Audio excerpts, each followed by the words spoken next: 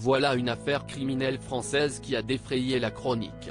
Le 21 avril 2011, les corps d'Agnès Dupont de Ligonnès et de ses 4 enfants, Arthur, 20 ans, Thomas, 18 ans, Anne, 16 ans et Benoît, qui allait fêter ses 14 ans, étaient retrouvés enterrés sous la terrasse de leur pavillon nantais, en Loire-Atlantique. La famille, issue de la vieille noblesse ardéchoise, n'avait plus donné signe de vie depuis plusieurs jours lorsque le parquet a ouvert une enquête pour disparition inquiétante. D'après le rapport des médecins légistes, les défunts auraient été victimes d'une exécution méthodique par arme à feu, entre le 3 et le 6 avril. Les soupçons se sont alors immédiatement portés sur Xavier Dupont de Ligonnès, qui a été aperçu pour la dernière fois le 15 avril 2011, quittant un hôtel Formule 1 de Roquebrune-sur-Agen, dans le Var, avec un sac à dos. Depuis, le père de famille s'est volatilisé et n'a plus jamais donné signe de vie.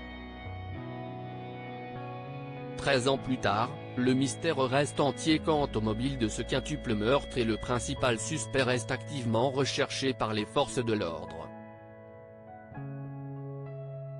Une affaire criminelle qui a défrayé la chronique et continue de fasciner l'opinion publique. Famille Dupont de Ligonnès @ archives familiales des proches dans le déni.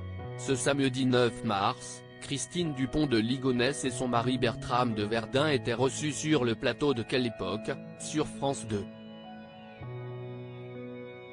À l'occasion de la parution de son livre, Xavier, mon frère innocent, la sœur du fugitif a affirmé que Xavier Dupont de Ligonnès avait pris part à une mise en scène pour faciliter son exfiltration avec la complicité de la police, car il faisait du renseignement aux USA.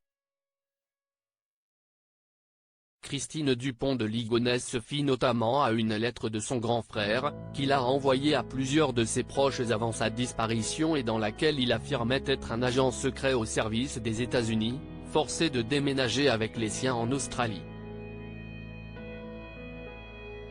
Selon le couple, celui qui a été renommé XDDL a joué un rôle de suspect pour mieux faire disparaître sa famille, afin d'assurer leur sécurité.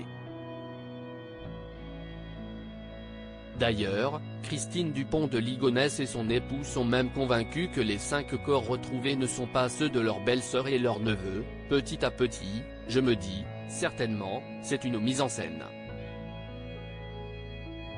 Parce que moi, je n'y connais rien aux pratiques d'exfiltration, a fait savoir la quinquagénaire, persuadée que l'intéressé finira par se manifester un jour. Finalement, puisque je crois à mon frère, je l'ai eu au téléphone tout récemment, à l'époque de sa disparition, note de la rédaction, il n'avait pas du tout la voix d'un assassin.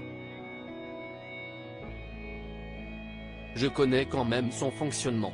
Xavier Dupont de Ligonnès et sa fille Anne Dr Christine Dupont de Ligonnès a ajouté qu'il y a tout un raisonnement et d'autres éléments, qu'elle ne peut pas donner ici parce qu'il faut vraiment se reporter au livre pour avoir la thèse dans son ensemble. Je pense qu'il est vivant concernant les éléments à charge qui incriminent Xavier Dupont de Ligonnès. Sa petite sœur s'est montrée quelque peu sceptique. Ce qui est très intriguant, c'est que s'il a tué toute sa famille, pourquoi il fait ses achats avec sa carte bancaire? C'est quand même pas très malin, a-t-elle argumenté. Et Bertram de Verdun d'étayer la thèse de la mise en scène, c'est le fait qu'il ait acheté de la chaux vive qui a envoyé les policiers sonder sous la terrasse. Christine Dupont de Ligonnès, qui a été au cœur d'une enquête pour des soupçons de dérive sectaire, reste convaincue que son frère est toujours vivant et innocent de ce qu'on lui reproche. Si elle espère elle aussi connaître le fin mot de cette histoire, elle comprend néanmoins qu'on puisse trouver ça totalement farfelu. Il y aura toujours des zones d'ombre jusqu'à ce que Xavier nous dise ce qu'il s'est passé. A-t-elle conclu, sans visiblement trop y croire, c'est très improbable. x.com/kellypokov, /statut, /176659455126972 S égale 20 qu'un pensez-vous?